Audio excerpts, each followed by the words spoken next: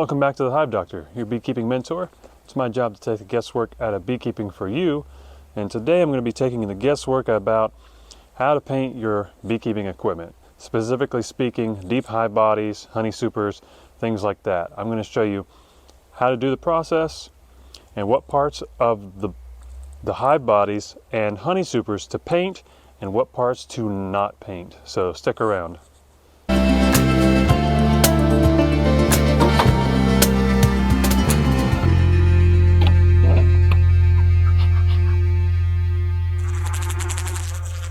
When it comes to painting your hive bodies and honey supers, you're going to fall into one of two categories. One, you've got brand new equipment, and therefore you're going to need to prime the box first.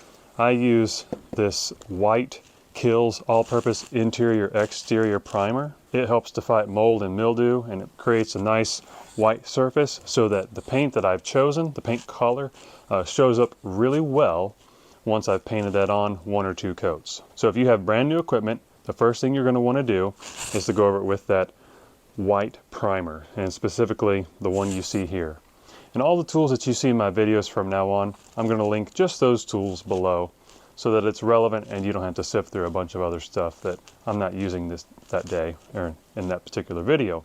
So, first of all, whether you're painting new equipment or used equipment, it's important that you paint in an environment, whether that's indoor or outdoor, that is 50 degrees and above. Otherwise, your paint's not going to stick very well. It could bubble and eventually peel off later instead of adhere to the surface as well as you want it to.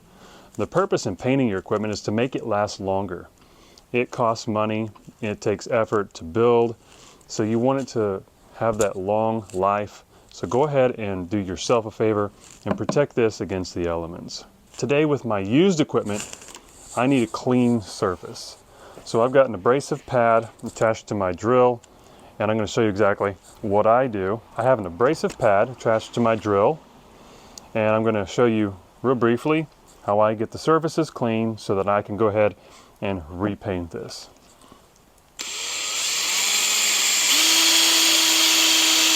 I'm going over the ends, cover the top,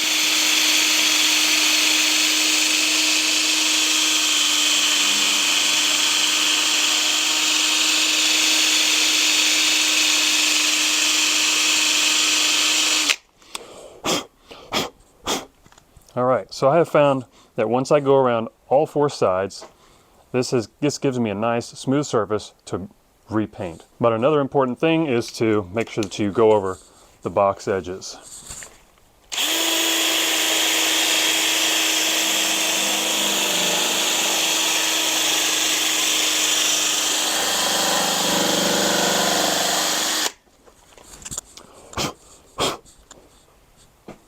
All right, perfect. Now, don't forget, we need to do the bottom edge too, but I'm going to do that and save that for later. Okay, so now that we've got a clean box, or you've got your brand new equipment ready to paint, I'm going to show you which surfaces on the box to paint and which ones not to paint and tell you exactly why. So, here we go. First off, you want to paint all four sides of your box. Remember, brand new equipment, use your primer first. Don't go straight with the color, you'll regret it later. Go ahead and do it the right way. Prime all four sides of your box. Make sure that you get in the handles also really well. My boxes, since I make them at home, I've only got two handles. I don't bother with the handles on the long ends because you never carry a box like that, or at least I don't, so I don't bother. So I get my handles really well. The other surfaces you want to paint are going to be the top edge here, the top edge above the frame rest, so above where the frames are actually sitting. You're going to want to do the top edge here, and again the other top edge of the frame rest. And then you're going to want to paint all the edges of the bottom side as well. There are four surfaces that you do not want to paint. The inside interior parts of the box counts as four, but also on these ends where the frame rests are, you do not want to paint the frame rests. So this surface here and this surface here where the frames actually sit, do not paint those. Also don't paint the insides at all. The edges that you do want to paint are going to be the top edge of the frame rest and the side here of the box, all the way around. Now the reason that you don't want to paint the insides of the box is because paint is not natural. It's got a bunch of chemicals in it. Honeybees love to chew wood. They chew the interior of their home. Even the holes that I drill in the front of my boxes, they'll chew those, they'll smooth them out. And where bees chew, they're going to be exposed to whatever they're chewing on. So I don't want my bees chewing on paint. That's why you don't paint the insides of the boxes. Plus, the bees coat the entire inside of their home, no matter what it is or where it is, with propolis. In other words, they actually waterproof it using that propolis. So they're waterproofing the entire inside of their home, and since they're doing it with propolis, they're also creating an antibacterial, antifungal, and antiviral environment. So it's amazing. They do the work inside the box. You just want to do the outside of the box that are exposed to the elements. Don't paint any surfaces that the bees are going to chew.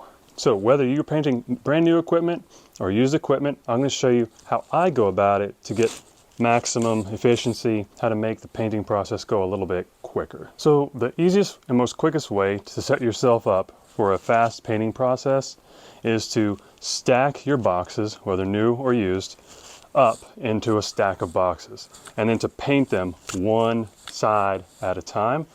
Move around, paint the end at one time, do the other side, and then come around and paint the final side, doing the handles as you go along. Now what I've got with me today is I got my paintbrush. You can also use a roller. I've got my new paint. In fact, this is a color called Back to School from Home Depot. It's an exterior flat paint. Exterior paint is important because your boxes are going to be outside. So you want a paint that's going to withstand the elements. Interior paint is created for circumstances where it's not going to be exposed to the elements. UV light, rain, snow, whatever. I'm going to open up my paint bucket with my Hive tool and get started. I just had this mixed the other day, so I don't really feel that it's necessary to stir it with a stirring stick. It hasn't been sitting for a long time. I always start on the edges, especially if your boxes are brand new and have never been painted. You want to make sure you get a lot of paint in the ends here. The end grain of wood soaks up a lot of moisture, and you don't want your boxes to soak up a lot of moisture. That's what creates rot. So you want to make sure that you get everything packed full of paint so that it's not exposed to the moisture. So I've gone all the way down this end. Now I'll go over this end.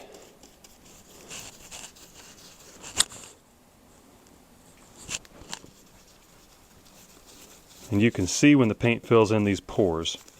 And now what I'm going to do is, where the boxes sit on top of one another, paint this edge seam here.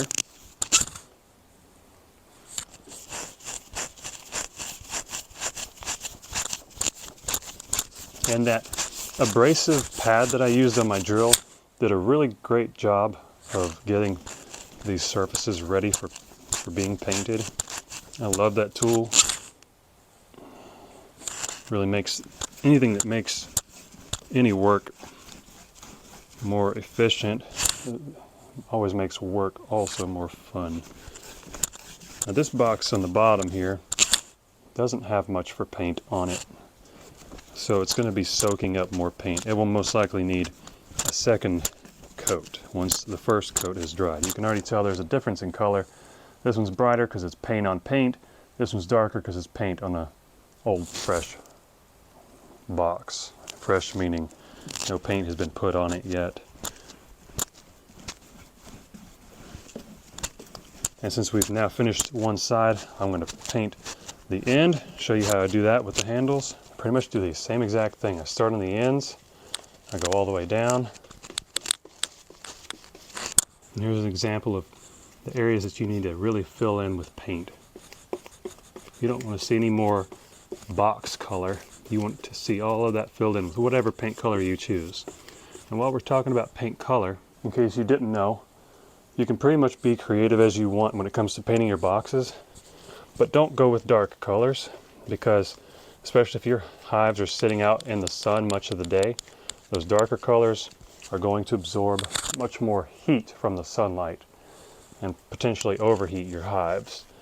Honeybees have a very good ability to regulate the temperature in their hives, but there's no reason to make it harder on them by painting your boxes, their home, with a darker paint that they've got to fan their little butts off of to cool and regulate.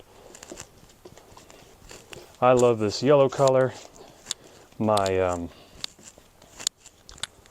hive covers and bottom boards have sort of a royal purple, and the reason I use those two colors is they're complementary colors. They're also the colors of my Bee Native logo, so they're familiar to my customers. I love the uniformity of it. I don't have a ton of different colors because it's not really my style. I like consistency straight across. And one thing I want to cover before I forget is, since these boxes are used, the handles kind of get filled with dirt. So I use a used toothbrush to brush the dirt out of the handles, so I'm not painting dirt, because that'll just flake off later. All right, so making sure I get in there really well with a nice sloppy layer of paint coming across my top. And if you feel that this needs a second coat, go for it. So now I'm ready to start painting the edges. And you know what? You can actually do that before you paint the sides of the box. The order of that doesn't matter. But this time I'm going to use a roller. And I've already put some of that Kills paint primer in this little pan. And now once I get plenty of paint in the roller, I'm going to roll a lot of the excess paint out so that it's not running down the sides of my boxes once I apply it. And I like to use a roller because these edges are super thin, and this just goes across real nice, smooth, and quick. That is done. Now I'll work on the top of the frame rest. That's done. Some of my paint, the yellow paint's still wet.